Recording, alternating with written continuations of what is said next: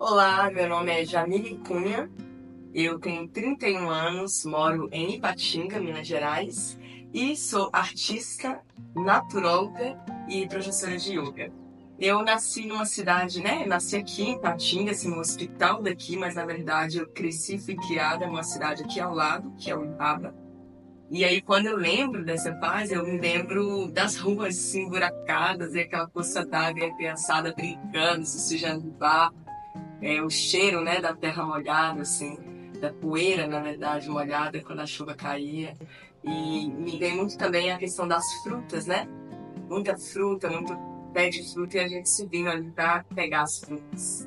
É interessante que isso do futuro, eu acho que vai muito no que o meio vai estimulando também, né? Mas eu gostava de muitas coisas, e dentre elas era escolinha, eu brincava muito de escolinha, então era uma fase, isso na infância, na primeira infância ali, né? Eu gostava muito de ensinar e brincar, né, de organizar essa escola, e aí a gente fazia piqueniques, uma vez a gente foi numa loja de picolé, e aí o senhorzinho ali nos deu um monte de camisa para cada um igual, né? Que era propaganda do picolé. Então era o uniformezinho da escola. O que eu mais gostava mesmo era esse lugar de ensinar. Isso me fez acreditar que eu seria pedagoga, né? Professores. Na época eu nem sabia esse nome, mas eu vi uma escolinha assim e ficava encantada, sabe? Era muito nessa via. E depois eu comecei a descobrir a área da saúde, né, a questão de ser médico e tudo. E aí comecei a entrar nesse lugar da educação, da saúde também. Houve um momento, assim, na minha percepção na infância, que acho que eu falei, né, que queria ser médica, e talvez os adultos tenham gostado e começaram a fomentar isso. E eu também comecei a fomentar isso, sem muitos questionamentos, sem muito esse olhar sensível, né, para as nossas aptidões. Então eu fui surfando essa onda. E quando chegou aos 17 anos ali, eu estava muito habituada nessa ideia de cursar medicina, estudar para isso, né? Comecei a fazer esses movimentos em direção a isso. E aí, uma grande amiga descobriu um programa que chamava Aliança Russa que levava estudantes para cursar medicina na Rússia. E eu estava com 17 anos e já estava me preparando, né, para esse caminho aqui de cursar medicina, os pré-vestibular e tal.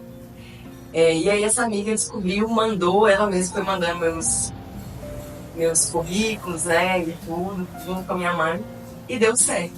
E aí, antes dos 18 anos, com 17 anos, eu fui parar em Kursk, que é uma cidade russa, para cursar medicina. Nossa, foi um choque, né? Primeiro pela idade, né, dos 17 para 18, assim, você sair. Eu acho que era uma fase que, né, pela idade, eram muitos amigos aqui, né, uma idade que a gente ainda tem um vínculo muito forte com os amigos, assim. Não que isso se perca, mas eu acho que na adolescência é uma parte muito considerável, né, da gente. Então teve esse choque desse desprendimento da família, dos amigos e da cultura, que aí quando eu cheguei já estava ali, né, aquele inverno, né, e na verdade eu cheguei começando a primavera, mas ainda tinha as neves no chão e aí uma cultura absurdamente diferente. Então a sensação que eu senti é que eu entrei dentro de um liquidificador e as minhas duas referenciais, né, foram se liquidificando, assim, porque a gente é fruto da nossa cultura. E quando você chega numa cultura que é muito diferente, você vê que as suas verdades, elas são altamente questionáveis, né? Então tudo aquilo que a gente chama de nós, que a gente bate a cabeça como se fosse a verdade, quando chega nesses lugares, isso é confrontado pela própria cultura. Você vê as pessoas vivendo de uma outra forma, pensando de uma outra forma. E a gente, quanto brasileiro, assim, né?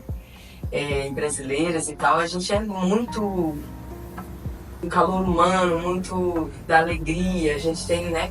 E aí é um lugar onde, assim, tem um cumprimento, né? Eles te cumprimentam. Existe o oi para quem é amigo, para quem é íntimo, e o oi para quem você não conhece. Então é tudo muito delimitado essa intimidade, né? É uma conquista, é um processo para essa intimidade. Então esse lugar foi um lugar desafiador para mim. Na verdade, eu vivi períodos muito difíceis lá, sabe? De solidão mesmo, assim. A questão do clima, né? Menos 15 graus, assim, assusta, mas existe uma infraestrutura para isso, né? Então, assim, os lugares são quentinhos e tudo. Só que E aí existe uma beleza nisso também, né? De você olhar e ver aquilo tudo em branco, às vezes um dia assim, céu azul, azul, azul, aquele sol mais frio e você não vê um verde, né? Então isso é legal. Isso é legal, é uma experiência bacana, né? E aí quando vem a primavera é celebrada com muitas flores, porque eles ficam quase 6 meses, né, sem ver plantas. Então, assim, é muito bonito ver a cidade, parece que renascendo junto com a primavera e as pessoas e tudo. A cultura do clássico, né? Do balé, do piano, muitas coisas assim que eu pude experimentar nessa experiência, né, com a Lúcia, né, que eu pude vivenciar e tudo por um valor super acessível. Mas também foi esse lugar de questionamento, né, muito forte. Nossa, é isso que eu quero para minha vida? É essa saúde que eu acredito, né? Então, à medida que fui entrando, assim, nas veias mesmo, né, do olhar da medicina, do olhar sobre o que era saúde naquele contexto, foi uma coisa que a minha sensação é que eu tinha um vislumbre, né, uma romantização da profissão, que eu acho que no Brasil nós temos, né, uma coisa até da questão do status que envolve essa profissão. E ali é como se eu entrasse em algo que confrontou com a ideia que eu tinha daquele algo, né? Então eu comecei a questionar. Foi quando comecei a questionar ali que eu virei vegetariana do nada, assim, sem muitas explicações. Foi um livro de receita de um amigo que frequentava o Hare Krishna, ele me emprestou um livro de receita e no final tinha algumas frases de pensadores e aquilo para mim foi muito impactante porque foi a primeira vez que alguém referiu-se, né, à carne sem ser um alimento, como algo que não fosse um alimento. Então aquilo foi mexendo assim comigo e me sensibilizando em vários lugares ao ponto de eu começar a questionar outras coisas também, né? Inclusive ter questionamentos sobre a visão, né, de saúde, o que seria saúde, assim. Que foi essas veredas da sensibilidade, do questionamento que foi me levando a esse lugar de me questionar se era aquilo que eu queria fazer ao longo da minha vida e pro resto da minha vida, assim, né? Quanto à língua, né, a faculdade era em inglês. Você tinha a opção também de estudar em russo, mas não tive essa ousadia, né, para você estudar em russo. Os amigos que optaram por essa via, né, por esse caminho, nossa, eles estudaram assim, mais 3 anos só da língua para depois entrar, né, porque é uma língua desafiadora e tal. E eu cursei em inglês. Então, por ser uma cidade mais interiorana da Rússia, o pessoal não falava inglês, os russos, né, só os professores, e um inglês assim meio russado, né, com muito sotaque. Mas o pessoal local não era tão receptivo, sabe, para falar essa outra língua, assim. E não tinha muita paciência também pra gente falando o russo. Então eu aprendi o russo muito pro cotidiano, né? Pegar um ônibus, pedir um café, conversar o básico, assim, né? Trocar uma ideia básica, nesse sentido, sim. Mas havia ali a língua mesmo, assim, que eu aprendi, que era que eu utilizava, ele era o inglês. E quanto à experiência, nossa, muitas. O dia que eu cheguei, por exemplo, né, isso, aquele choque, né, de ver toda aquela cidade, assim, branca. E outra coisa que me marcou muito também era a questão da língua, né, de você estar ali ouvindo aquela língua estranha, que você não entende absolutamente nada, assim, sem nenhum diferencial. E aí tem uma cena muito interessante que quando a gente chega na Rússia, a primeira tarefa é decorar o endereço, né? Memorizar aquela palavra, aquele palavrão, assim, pra caso a gente se perca, a gente tem pra onde voltar.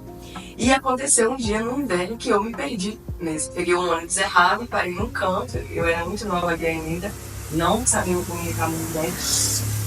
E aí eu tava, por mais que eu estivesse com a roupa tudo preparada, eu fiquei muito tempo num ponto de ônibus, muito tempo, esperando o ônibus. E não vinha, era um lugar meio deserto, não vinha o ônibus. E começou a ficar muito frio, muito frio, muito frio. E meu pé ficando muito frio, muito frio. Eu falei, gente, eu vou perder meu pé. Né?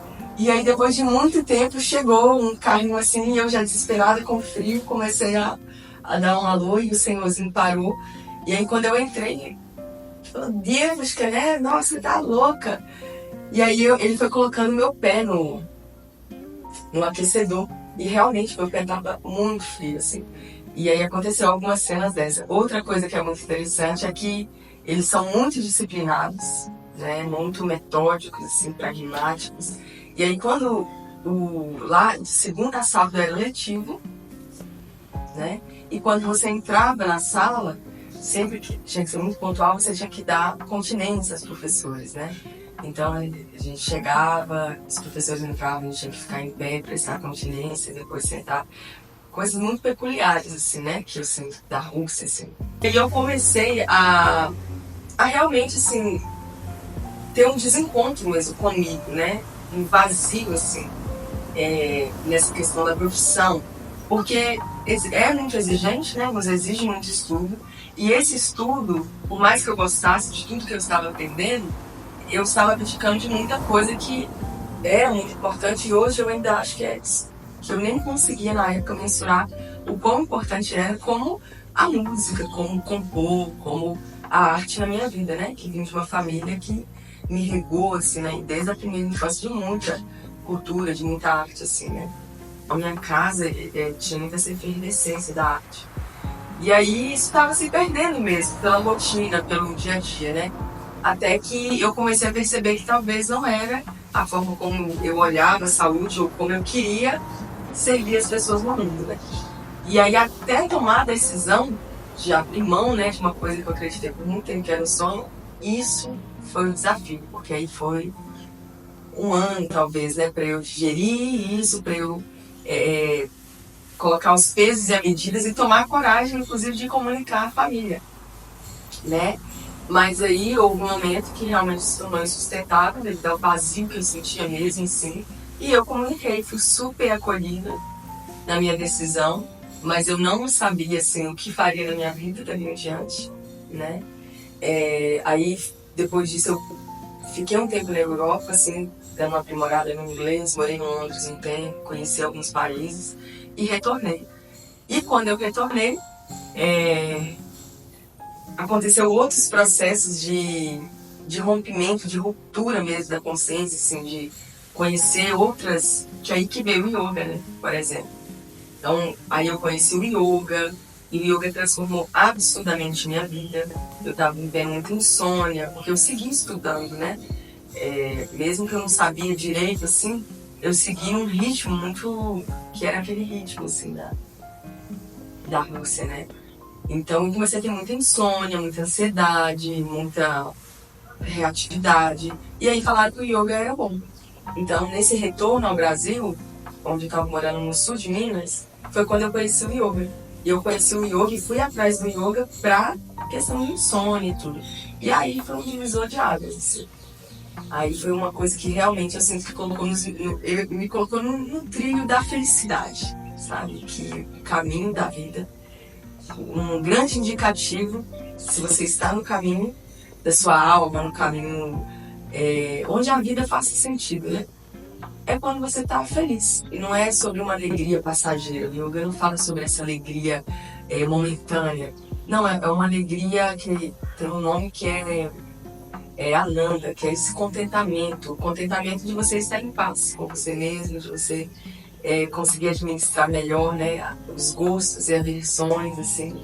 Então a filosofia do yoga foi entrando na minha vida e me fazendo ter escolhas corajosas, porque nesse rompimento da medicina, de falar que eu não quero isso, foi realmente um processo de digerir dentro de mim, né, porque no Brasil a gente tem muito esse status, fora não, né, e eu acho que contribuiu ter sido fora, porque fora, as pessoas lá na Rússia, os médicos, eles são por aptidão, sabe? São pessoas incríveis, assim, que participaram de construções científicas que hoje nós bebemos muito, né? Grandes mentes. Mas eles estão ali pela vocação, porque lá não tem o reconhecimento, o status que aqui tem, né? Ou tinha, não sei. Então, isso me encorajou, porque ali fez eu olhar para isso, é minha aptidão, é minha vocação, porque eu via que as pessoas estavam ali por isso. Mas esse retorno de comunicar isso à família, né, que tinha isso também do status, né, o yoga ele foi me tornando cada vez mais corajosa nessas decisões. Por exemplo, né, da medicina, fala, não, eu não quero, tá, mas o que você vai fazer? Não, eu sei o que eu não quero, né. Então o yoga foi me dando muita honestidade comigo. Honestidade no sentido de buscar cada vez mais uma vida alinhada com os meus valores, com esse conceito de Ananda, né, de um contentamento que vale a experiência da vida, assim, né, que faz sentido estar vivendo. Assim. E no meio de todas essas pessoas trazendo o novo, trouxeram também sobrenaturologia. Falaram que tinha um curso em Florianópolis, né, em Santa Catarina, que era sobre a saúde natural, que eu aprenderia a cuidar das pessoas, a trabalhar na área de saúde por meio da visão vitalista, né, de saúde, dessa visão que enxerga o ser humano como um todo. E aí eu entrei, olhei a grade curricular e falei, nossa, tá brincando que isso existe, fiquei encantada, né? E aí falei com a família falou assim, nossa, animadíssima, achava que era a minha cara. E aí eu fui, foi quando, não foi assim, aí eu fui, né, porque no meio disso mamãe sofreu um aneurisma, minha mãe que era uma pessoa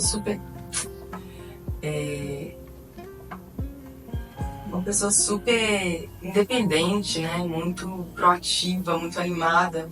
E aí do nada, assim mesmo, ela sofreu um aneurisma.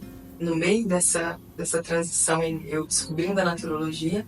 Então, nesse período, eu passei com uma bolsa integral e tal para estudar o curso, mas não pude ir porque a mamãe tinha sofrido esse aneurisma.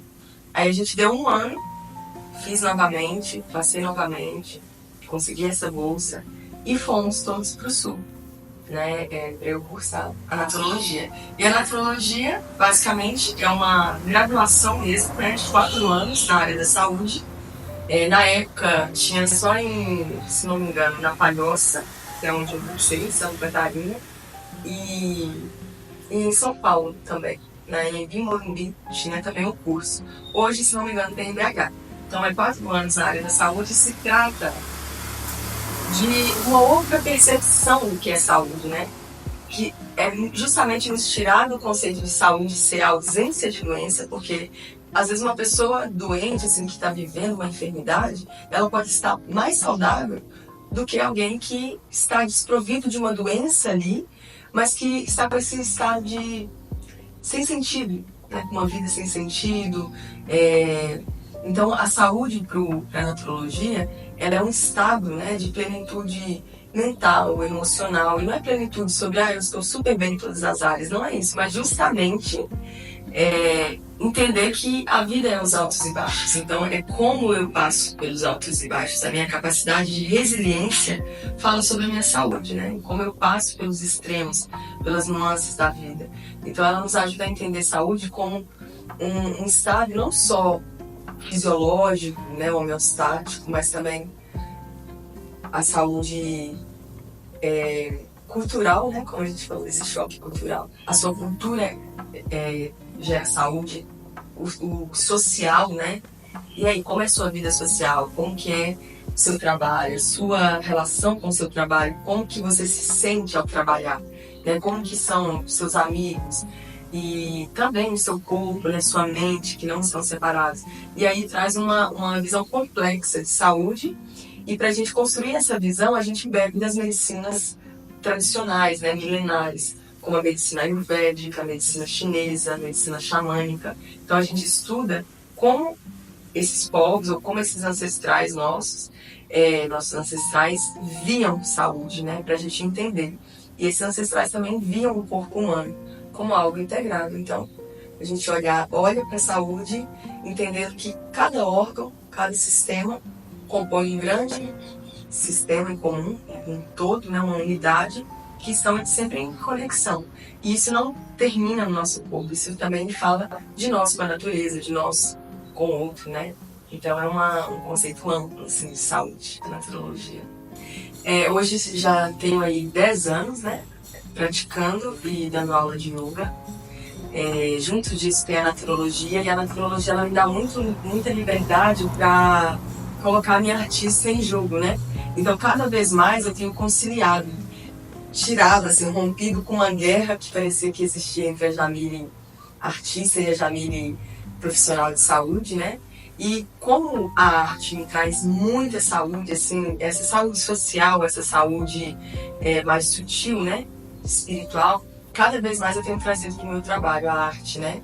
Então, hoje eu atuo como naturóloga na clínica, mas assim, os trabalhos que eu tenho mais realizados, eles com a naturologia é no digital, fazendo imersões em cursos e programas, justamente desse lugar, da gente mudar pequenos hábitos aí, criando rotinas ayurvédicas, coisas simples, mas que vão nos dando esse espaço, né, para momentos com vazios, né, dar espaço tédio acontecer, porque ele é um solo fértil, né? Então hoje, com a naturologia, eu trabalho mais no digital, com esses programas online de transformações de hábitos, uma vida com mais sentido. E também atuo assim, como artista, compondo cada vez mais, e aí com alguns projetos na região também, né? Esse é um fio que eu estou tentando equilibrar. Como te falei, já houve uma guerra entre elas, então eu achava que para eu ser uma, eu tinha que anular a outra, que uma atrapalhava às vezes a imagem, né, e tudo. E aí a própria naturologia vai sempre me lembrando, não é sobre ser integrado, né? Então por que eu preciso matar uma potência se elas podem se potencializar, né, se ajudar e tal. E aí eu ainda estou entendendo sobre isso, como equilibrar. Mas nessa fase eu tenho concentrado mais meu trabalho no online, para não ter tanto, para ter mais tempo para dedicar mais esse lado tão importante que é da composição para mim, do cantar. E isso veio na infância, porque meu pai, né, é um bamba, assim, uma pessoa que ama música, então esse berimbau, né, ele me deu, ele faz tambores, várias coisas. Então eu cresci numa casa de sexta, sábado, domingo, se reunia amigos e todo mundo ia cantar, né, tinha poetas e tudo. Só que na infância não tinha um juízo de valor. E isso não veio com o incentivo deles, nossa, cante, né? Não, eu tive isso até os 10 anos de idade. Só que isso acabou me construindo, me formando. E aí foi nessas andanças que parecia que uma parte muito importante não existia. E na época eu não sabia nem mensurar ou dizer qual era essa parte. Né? Porque aí eu fui seguindo o meu caminho, meus pais se separaram, então a nossa casa já não estava mais ali, né? Já era outra casa, esses amigos foram dispersando, então isso foi meio que saindo. E é nessa falta que eu falei, gente, aquilo da minha infância me faz falta, né? É um vazio, assim, essa alegria que a música traz, essa medicina que a música traz, né? Mas isso foi uma descoberta. E foi muito uma descoberta para eu colocar os meus pés, né, e começar a viver isso, veio muito de uma dor também, que foi quando meu pai, que cantava lindamente, teve um acidente e perdeu a voz. E aí ele começou a entrar num quadro de depressão e tudo. E para tentar levar um pouco de alegria para aquele vazio que ele sentia, foi quando eu comecei a pegar o violão. Aí eu comecei, nem tinha violão na época, um amigo me emprestou, Alex, obrigado, que ele deixou o violão dele lá em casa, ele ficou 2 anos o violão dele. E eu comecei a arranhar algumas músicas para suprir esse vazio do meu pai. Então eu ia lá, eu treinava aquela música assim, meses, né? 1, 2 músicas que ele gostava, para o momento que eu encontrasse ele, eu mostrar para ele. E naquela fase ele nem estava muito receptivo para receber, porque ele estava com várias questões emocionais, né? Acabava sendo um dedo na ferida. E aquilo me machucava também, porque naquele momento eu levava como se eu não fosse boa naquilo, como se... Enfim, aquilo ficava meio confuso. Até que chegou um momento que eu entendi que não era sobre o meu pai, né? Que era sobre mim. Que eu tinha uma relação com a música, que eu precisava daquela relação, assim como ele precisava, eu também precisava. E aí foi quando eu cheguei no momento que eu tô hoje, na proposta de quê? De não me separar disso, de não deixar isso morrer de novo, porque isso já morreu em mim. Eu já vivi anos, sabe, desconectada disso, assim, ao ponto de não tocar um instrumento, de não parar para fazer algo que desde a infância veio comigo, que é escrita, escrever, compor. Então eu realmente me desvinculei, e foi esse vazio que eu falei da Rússia, que eu falei de várias fases, até que veio o yoga me trazendo momentos de silêncio para eu perceber que essa parte importante da minha vida que eu estava deixando, que é a arte, né? E tem gente que fala que se conselho fosse bom, a gente não dava, né? A gente vendia, pois eu gosto de conselho. E eu recebo muitos, que não seriam conselhos, mas As pessoas, sabe? Você tá numa feira e ali conversando com o feirante, solta uma coisa que eu carrego às vezes pra minha vida inteira. E aí outra pessoa fala isso, eu tenho coleções de pessoas muito vivas no meu coração, que às vezes eu encontrei em uma fila, num ônibus, e elas nem sabem o quanto elas participaram da minha vida. E aí eu vou falar um que não vou dizer que é o melhor, mas todos os dias eu lembro desse conselho, todos os dias.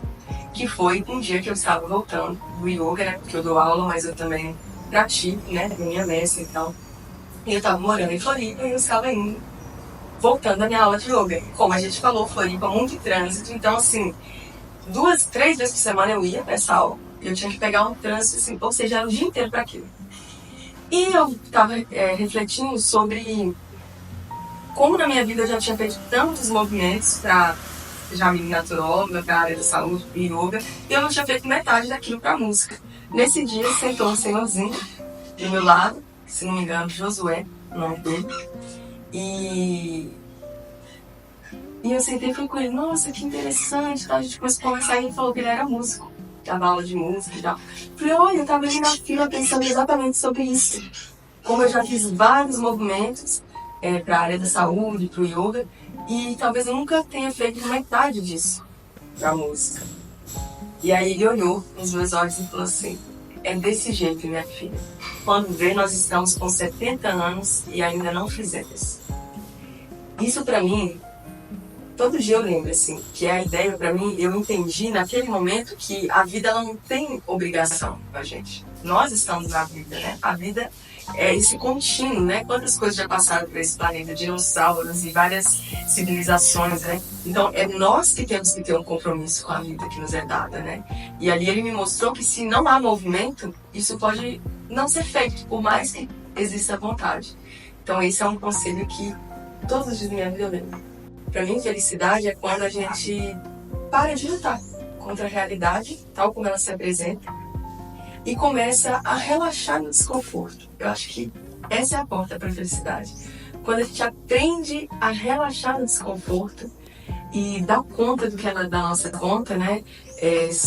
Deixar cada vez menos de sair para entender, dar conta do que é do outro e às vezes a gente fica até querendo camuflar o desconforto que é do outro, sabe? Quando o outro está ali num contexto e ele está desconfortável, você sai do seu lugar para tentar tapar os buracos, que às vezes nem é da sua conta, né? Mas basicamente, para mim, felicidade é isso. Aceitar a realidade, tal como ela se apresenta. Não é sobre estar conformado ou acomodado. Não é isso. É sobre não lutar, não tornar a realidade mais difícil do que é. Aprender realmente a acolher o desconforto. Porque é nos contrastes que a gente conhece a felicidade. É na tristeza que a gente entende o valor da alegria, é a chuva que traz, a seca que traz o valor da chuva, né? É a luz, é através do escuro que a gente consegue conhecer a luz. Então, para mim, o contentamento mesmo é quando a gente consegue aprender a relaxar na realidade, tal como ela se apresenta. O que motiva, por exemplo, eu acordar e ter essa sede pela vida é saber que cada dia eu posso ser alguém melhor. E para mim ser alguém melhor, isso é aprender a sustentar mesmo esse estado de presença em várias situações, com várias pessoas. E porque esse estado de presença, ele vai revelando um presente mesmo, a cada encontro, a cada simplicidade, sentar-se à mesa. Então a simplicidade da vida, ela vai ficando mágica, rica, a vida vai enchendo de sentido na sua simplicidade. Só que é sustentar esse estado, né? Que às vezes a mente nos rouba ali com seus dramas e com a sua... A mente é insaciável, né? Então, ela tende a achar que tudo é insaciável. E a minha motivação é isso. Olha, eu espero que daqui a 10 anos eu já tenha realizado muitas coisas assim, que são engavetadas ainda. Dentre elas, né, que eu posso ter gravado vários áudios, que eu posso ter melhorado no violão também. E eu espero que daqui a 10 anos eu esteja com mais liberdade geográfica, sabe? Mais liberdade financeira, para justamente isso, né? Para continuar realizando os meus trabalhos, mas também com esses sonhos, para não ter aqueles sonhos de viajar, de quem sabe estar no mato, né? Então, quem sabe 10 anos eu esteja ali no mato já plantando e tal, colhendo. Mas é isso, eu espero que eu esteja com liberdade geográfica nessa época. Com muita saúde também.